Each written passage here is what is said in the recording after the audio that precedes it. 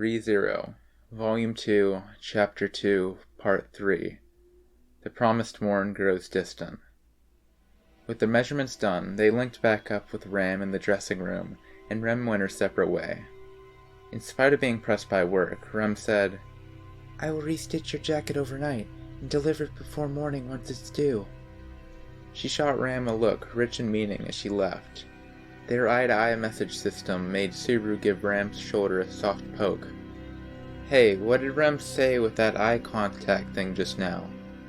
"She said Subaru gave me perverted glances when we were alone. You beast." "So you got that much from just the— Hey, don't back away, that hurt my feelings." Though Ram's retreat from Subaru, clutching her own shoulder, pained his heart, his time as a servant at the manor finally began in earnest.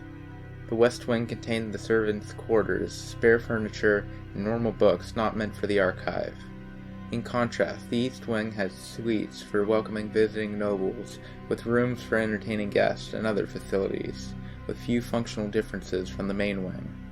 "You have now toured nearly all the manor. All that remains are the gardens outside the buildings, and the front yard between the manor and the gate. You can see those later. Any questions so far?" Shouldn't the tour have been something Ameliaton would have done? "Not at all, since we will be getting to work immediately." During the guided tour, Ram's personal disposition and Subaru's penchant for stopping going off on tangents made her easily fend off Subaru's latest line. Subaru wasn't sure if that meant the last several hours had brought them closer, or he'd simply dug himself into a deeper hole, but— "My chores for today are maintaining the garden and the front yard and shaking the surroundings. I will be assisting in preparing lunch, and at 8 solar time I must wash the silverware. You shall assist me, Barasu." "Sure thing, but what's that solar time you mentioned?" It was a term he'd heard when he'd awoken that morning. He'd guessed that solar time referred to time during the day, but— "So 8 solar time indicates the time. Do you have a clock or something?" "Clock? If you mean a magic time crystal, they are all over the mansion, including right over there." Subaru looked where Ram pointed and saw a crystal emitting a dim light. The crystal hung from the upper part of the mansion's wall, pretty much right where a big clock might be back in his world. Subaru squinted as he stared at the flickering green light emitted by the crystal. "A little weird, but I guess it's just another clock. So how do I read it?" "Solar time is wind time from 0 to 6, then fire time for the next 6. Lunar time goes from water time to earth time. Do you not know this? Are you some kind of barbarian, Barasu?" An actual barbarian wouldn't answer yes to that, you know. He hated hearing it, but Subaru's lack of common knowledge made that appraisal hard to shake. Thinking back, there was a magic time crystal in the room Subaru awoke in, too. Subaru felt that the crystal had been a lot greener then. So what? The color gets brighter as time passes? "Wind time is green, fire time is red, water is blue, earth is yellow. Anything else you want explained?" "I'm okay with the time stuff now. Solar time and lunar time are kind of like AM and PM, from the sound of it." No doubt he'd have to endure many other clashes with what had passed for common sense in a fantasy world. Subaru crossed his arms and nodded. Ram seemed tired as she put a hand to her forehead. "It's hard enough to train you for the job from scratch, but having so little common sense. When did I go from domestic help to an animal trainer?" It's scary just to hear words like animal trainer, so maybe you could pick different ones, boss? Ram's eyebrows twitched at being called boss. Feeling that she either didn't care or wasn't too bothered, Subaru switched gears a bit. "By the way, there were only you two taking care of the place earlier, but it wasn't going to be like that forever, right? I mean, you had that maid who quit before?" "Master Roswell has relatives living at various lesser manors, so most of our co-workers have come from there until now. Rem and I work here at the main residence so that we may attend to Master Roswell personally." Main residence and lesser manors. So, this is the main residence? "Master Roswell was head of the Mathers family, so of course he lives at the main residence. And I say relatives, but his relations with other branches of the Mathers family are not particularly deep." Perhaps Subaru could have expected that a nobleman like Roswell would have a complex relationship with his family. Now that Subaru was working for the man, he couldn't consider himself a bystander in that. Besides, he was closely related to Amelia, a royal candidate. Even if you're just looking after Ra's chi, this mansion's too huge for 2 people to handle, right? Can't you hire more people? Circumstances make that impossible at the moment. Also, the time for idle talk is over. Ram clapped, signaling the end of that line of discussion as she calmly walked forward. Subaru wanted to ask her more about stuff, but he could do that and pick up more common knowledge as he worked. He needed to put his back into the work first, to keep her happy if nothing else. Haven't worked like this before, but I feel really positive for some reason. I guess it's the beautiful girl thing? Flattery will get you nothing. No kindness, no mercy. You should learn a little modesty from your little sister, jeez. Subaru threw that out, still chewing over the conversation with Rem back in the dressing room. Ow! Subaru was half in tears as he yelped at the fresh wound, wet with red blood. Ram, engaged in the same work right beside Subaru, narrowed her eyes as she watched him wave around his bleeding left hand. That is what thoughtlessness gets you, Barasu. Do you know the meaning of improvement? But this is the first time I've dealt with any tableware that's not chopsticks. Subaru stuck his cut finger into his mouth as he complained, his cheeks puffing as the metallic taste filled his mouth. They were in the kitchen, shortly before noon. After wrapping up in the garden with Ram, the two returned to the dining hall to help Rem prepare. That being said, I understand me, but making your big sister peel stuff too? I mean, where's the dignity? Ram was quick with a counter. We have worked and lived together a long time, so we divide work by our specialties. This is not my place to shine. I thought I heard you earlier that she's better than you in every area, though. He'd heard earlier how Ram came in behind Rem at cooking, cleaning, washing, sewing, and pretty much every other chore. Ram did seem pretty experienced at peeling veggies, though. Are both of you going to be done soon? Rem spoke, seemingly wide-eyed at the two she'd entrusted the peeling to as she put them to shame with her ferocious meal preparation. Rem's practiced hand was far beyond the norm, making her cooking feel like a type of highly polished performance. Completely unlike the other two, doing menial work off in a corner.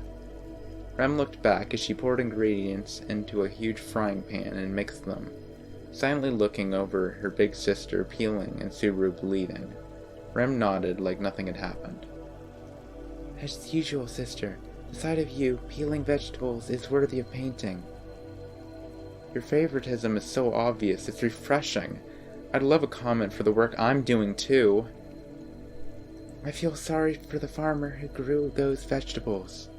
Stop, you're wounding me. Rem was looking at the atrocious wreckage of the vegetables Subaru had peeled. The potato-like vegetables had been cut down roughly halfway, yet skin remained on them. Furthermore, fairly deep cuts to his hand had left the table wet with blood. Ram, peeling her potatoes very prettily, glanced at the still bleeding Subaru and offered advice. You handle a knife poorly, Barasu.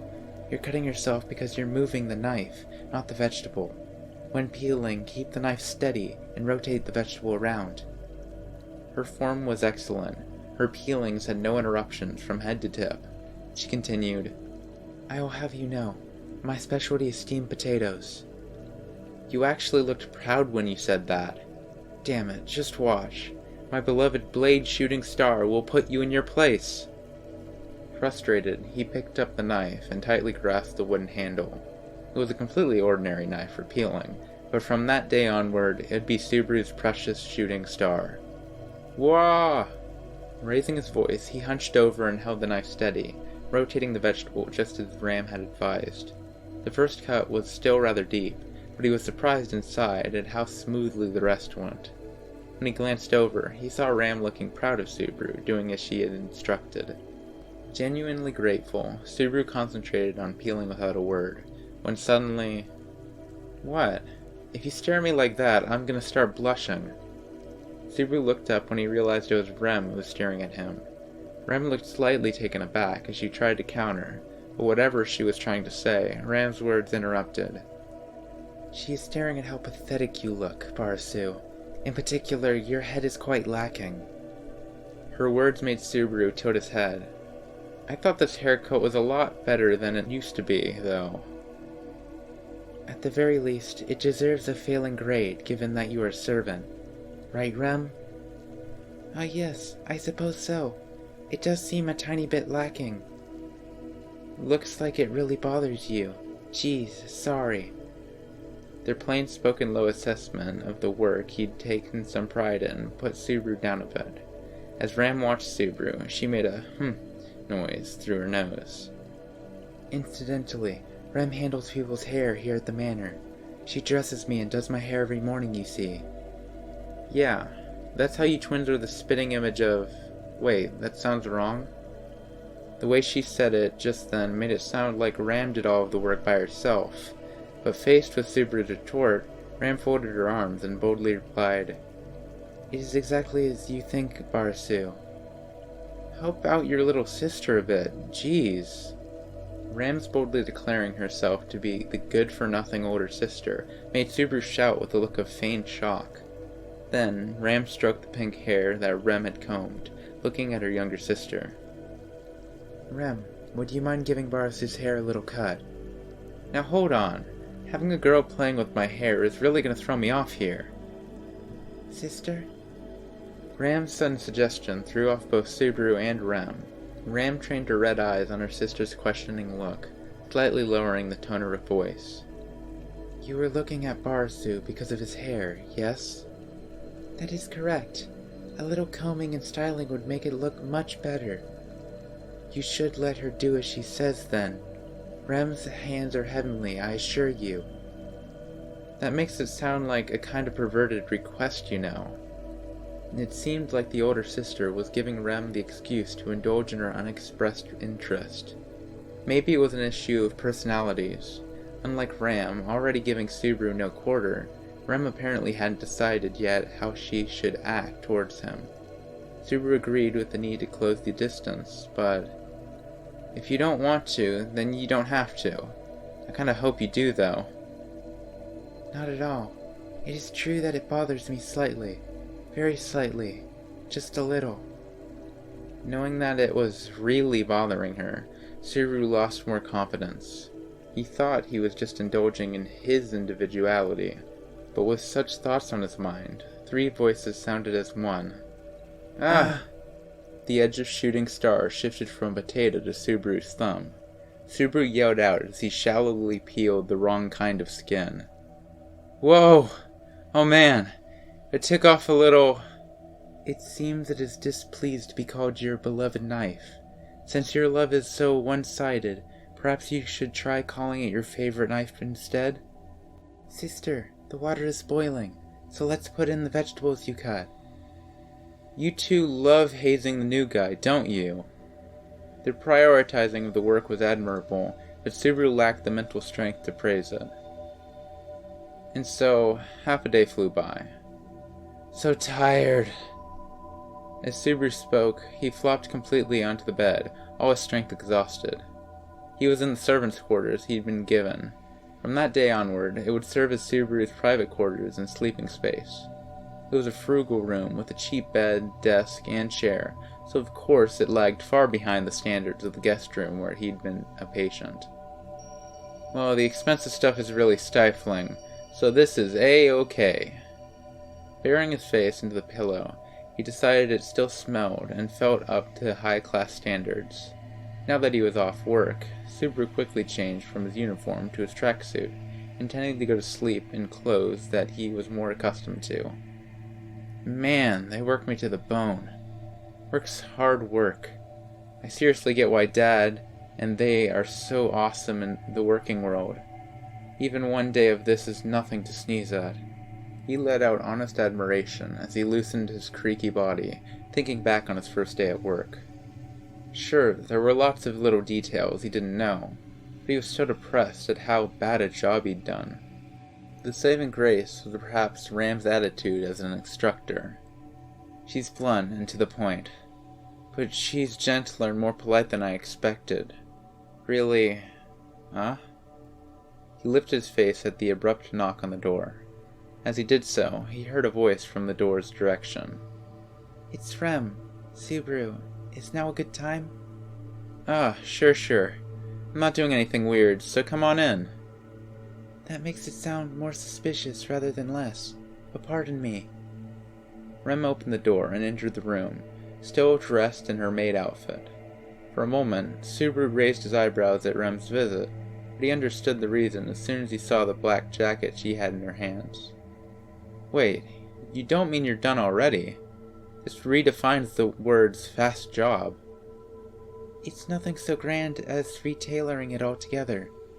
I would have to take more care if it were one of Master Roswell's outfits, but this would do for you. That made it sound like you, really cut corners? Rem made no reply as he took the jacket, briskly opening it and putting his arms through the sleeves. Before the outfit's armpits were too tight, and his shoulders could barely rotate, but... I hate to admit it, but you did it perfectly. My arms can go round and round. Ah, it does look good on me. When combined with the rarity of your gray-colored clothing, nobody else's strange outfits could compare. Okay, that didn't sound like a compliment. Guess even I can tell that much. Having the manservant's jacket over a t-shirt made Rem's assessment a natural one. Indeed, it must have taken considerable effort not to laugh, but... What shall we do about the cuffs? Cuffs? Ah, you mean for the pants. Crap, I forgot. With a needle and thread I could do it myself, though. I have brought them with me. Shall I adjust them now? It was a good-faith suggestion with no apparent ill will from Rem's side. She'd slipped in some choice words with it, but that was her style, so he let it slide. Either way, Subaru wanted to repay the favor somehow. Okay, hand the needle and thread over here. My sewing skills are gonna get a whole new grade today. I should expect more from the person who had showed some dexterity while struggling to peel vegetables for dinner today. Underestimate me while you can, and by all means, prepare to be shocked. Looking like she was giving up on Subaru, sky-high with confidence, Rem took a Fantasy World sewing kit out of a pocket and handed it to him. He took it, finding that the contents matched up pretty nicely with what he could expect from home. With a practiced hand, he passed the thread through the needle and pulled the cuffs of the trousers up over his knees. As Subaru made a sing-song sound, Rem let out a sigh of admiration. I am shocked. You really do have experience. Subaru moved the needle in a brisk, lively fashion. Before he finished humming, he pulled it up. Okay, one side done. Take a good look. I sewed it right, didn't I? Subaru stretched out the pants to show off his own work. Rem drew in her chin in plain acknowledgement. His mood improved by the reaction. Subaru began working on the other cuff when Rem spoke abruptly. Subaru? About the conversation at noontime. Noon? Noon, what happened then? If you've forgotten, it is quite all right. Rem made a small shake of her head in front of Subaru, who still had his head down. Narrowing his eyes at her reaction, he'd recalled that they'd discussed fixing his hair when preparing dinner. Oh, about the hair? I have thought that was a joke. You gonna do it? No, I just thought it was very important of me. You may be a co-worker, but you are also Lady Amelia's savior, so our positions are different. That kind of stiff attitude will just crimp my style. Wait, that's how you think? Her statement that she couldn't treat him as a simple co-worker because they stood apart stuck in his ears. Seeing Rem raise her eyebrows at the question, Subaru began roughly tugging on the hair on his head. To be honest, I'm not good at picking up on stuff like that. Sorry to make you worry about it. No, I am simply saying it cannot be helped. Please forget about it. I can't just let that go so easily. People are petty like that. Now then. Subaru put a hand to his forehead, lowering his eyes as he looked at Rem. She seemed not so much regretful about her slip of the tongue as she seemed chastened by Subaru's admonition. That helped him decide what to say. Subaru lifted a finger as he made a suggestion. Okay, I'll give you my one condition. If you're okay with that, I'll totally forget what you just said. Rem closed her eyes briefly before nodding with a look of resignation. Could you say? I understand. I will hear you out. Subaru made a strange smile, not intending to draw out that big a reaction, and then said, If you fix up my hair and give it a little brushing, I'll forgive you. Unable to take Rem's silence in the face of his counteroffer, Subaru raised his voice. Silence is kind of painful to me here, you know. Rem's pale blue eyes reflected Subaru in them as she sighed a little. Lady Amelia already pointed this out, but you desire very little, Subaru. That's weird. I thought we'd be making up instead of you getting all shocked like that. As I have heard from Sister how you gave her perverted looks when you were alone, I was rather resigned to something less decent. Slander's a horrible thing. He was scared that Ram's gossipy statement would make sparks fly with Amelia in short order. He'd have to establish a direct lifeline with Amelia before that could happen. Subaru was still plotting countermeasures against Ram in his head when Rem grasped the hem of her skirt. I accept your condition. I shall go along with your idea. And so, with a prim and proper bow, she accepted his suggestion for smoothing things over. Her performance drew a laugh out of Subaru as he looked down at his hands. Hey, I wrapped up shortening the legs while we were talking. I did it right, huh? The work complete, Rem took hold of the trousers, acknowledging his work. Yes, you did. You get full marks for sewing, but much like yourself, I do not think it will be of use, Subaru. Then poured cold water all over him. Huh? I thought we just made up here! Combined with Subaru's retort, the earlier awkward atmosphere had fully lifted. Subaru returned the sewing kit to Rem before stroking his own forehead. So about my hair. When do you want to do it? It's tough to do it today because it's so late. That is true. I would like to get it done as soon as possible, but I will be working in the evening for several days. Unfortunately. We'll just have to make the time. Man, it's really been a while since I had my hair styled. He'd been cutting his own hair since he got into middle school, nearly 5 full years earlier. He was good enough to do it by touch without using a mirror. Well then, it's getting late, so I will excuse myself. You will be working in the morning as well. Can you wake up on time on your own? Honestly, not all that sure there. I'm good at waking up if I have a clock, but there's nothing like that here, so maybe not? Do you have roosters or something? Faced with Subaru's unreliable reply, Rem reluctantly launched him a life raft. This seems severe, so Sister or I shall wake you in the morning. Seriously? I feel bad to use my seniors in place of a clock, but... It shall do us no good to have you sleep into the afternoon after all. What kind of oversleeper do you take me for? Someone who could sleep away the entire day, I imagine? It took a while for Subaru to realize that this was a joke by Rem's standards. After the banter, Subaru thanked Rem as she left for accepting his suggestion. She passed through the doorway and waved a hand as she went out of sight. Whatever comes out of their mouths, they're sisters through and through, huh? Rem was superficially polite as she slipped in the dagger. Ram was arrogant. But just the same, they were considered to the point of overbearing, something Subaru thought was highly desirable in co-workers. Later. So then, how was Subaru after all that? It was evening. The sun had already set in the west, just as the crescent moon took its place in the night sky, when the secret report took place. It was a large room. The center had a table and tall chairs for receiving guests. Farther within, the room was furnished with a chair and desk for its owner to conduct his writing affairs.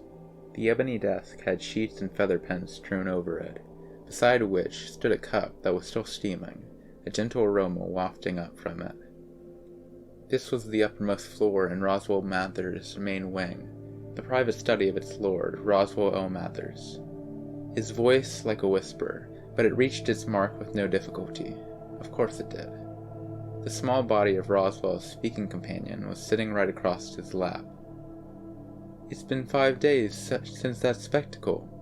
Time enough for you to see how this shall proceed." "I suppose so. He is no good." Ram heard her master's voice in her ear as he stroked her pink hair. Roswell and Ram were the only two people in the room. There was no sign of the twins' other half, Rem. Put simply, that day's report was about the issue Subaru and Ram's education of him. With her stating that his education was going mostly poorly, Roswell stared for a moment before laughing. "Aha! Is that really so? Completely useless?"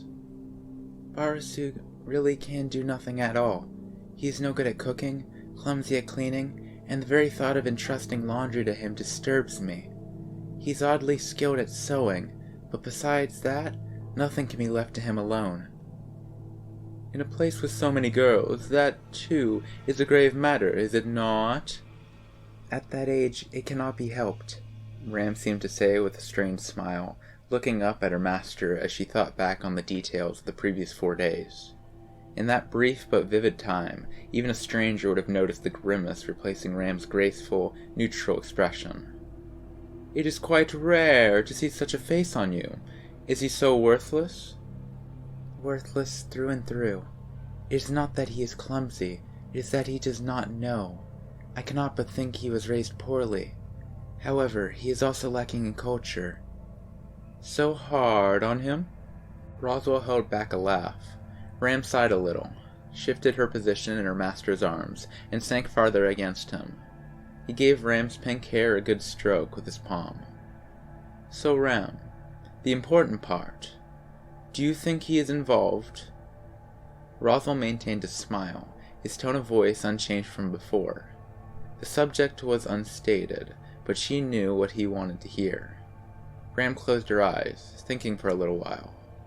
"I cannot rule it out, but I think the possibility is low." Why is that?" "He stands out too much to have been sent to infiltrate this house. Not in a good no, in an especially bad way. In the first place, Barasu himself is—" The words seemed to pour out of her mouth. It was, in a fashion, a reply to his question, so Roswell greeted her answer with a satisfied smile. It was the smile of a master that said, "It makes perfect sense," though the smile was not being sent her way precisely. Ram realized her cheeks were burning nonetheless. "I see, and I must agree with that, meaning he truly is a benevolent bystander." As Roswell spoke, the chair creaked as he shifted positions. He turned the opposite to the desk, straight towards the large window through which shone the moonlight. Roswell's oddly colored eyes seemed to twinkle. The corners of his lips rose at the seam below. "I must say, he certainly does not discourage easily." The private study overlooked the manor's garden. There, in one corner of it, he saw a black-haired boy speaking and laughing with a silver-haired girl. As was typical, the young man made one-sided conversation, but the girl didn't seem to mind. "How charming! I no longer possess such passion." His words were like a soliloquy, but Ram looked into Roswell's eyes from close up as she replied, "Women are happy when they're pursued." But in contrast to the luster in her eyes, Roswell's eyes narrowed in a teasing look. "Perhaps you measure Subaru higher than I thought?" "He's no good at all, but I do not think poorly of him. He knows nothing related to the work, but what he simply does not know, he can be taught." Responding to the dissatisfaction in Ram's eyes and her chilly voice, Roswell used the hand with which he had brushed her hair to caress her cheek. Ram seemed too enchanted to speak as Roswell pondered her reply. It was rare for Ram to speak of others like this. Her unexpressed counsel to her master was, "Let us get to know him better." It seemed the two maids were quite fond of the black-haired young man. "There is beauty in enthusiasm," Roswell thought with a nod. Based on my position, I should probably intercede, yes? Roswell commented as he looked down on the cute rendezvous in the garden with his yellow eye alone. Both are such children. Nothing will happen regardless. You do have a point. Faint laughter filled the private study as they pulled the curtain over the window overlooking the rendezvous between the boy and the girl below. What happened after that, not even the moon was given the privilege to see.